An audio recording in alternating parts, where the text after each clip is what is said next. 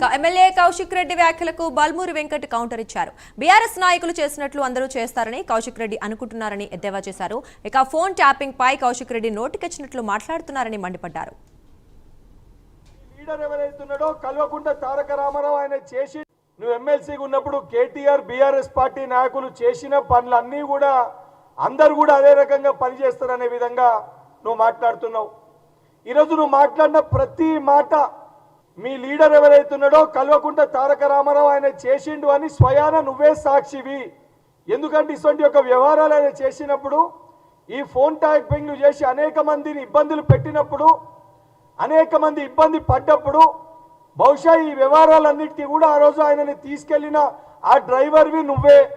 ఈరోజు ఆయన చేసిన పనులన్నీ కూడా ఇతరులు కూడా చేస్తారు, అందరు కూడా అదే రకమైన ఒక వ్యవహారం ఉంటుంది అన్నట్టు నువ్వు మాట్లాడుతున్నట్టు చాలా స్పష్టంగా కనబడుతుంది. మీ పార్టీ కారు పరిస్థితి, మీ కారు 4 టైర్లు, ఒక టైరు కేటీఆర్, ఒక టైరు హరీష్ రావు, ఒక టైరు కవితారావు, ఒక టైరు సంతోష్ రావు, నలుగురు 4 టైర్లు ఉడవిక్కొని పోయినరు. స్టీరింగ్ ఏమో బగ్గ తాగి సోయి లేకుండా ఫార్మ్ హౌస్లో వండుకుంది. ఇది మీ పార్టీ పరిస్థితి, మీ కారు పరిస్థితి. ఈరోజు మీ పార్టీ మొత్తం కూడా డిస్మాంటల్ మోడ్లో ఉంది.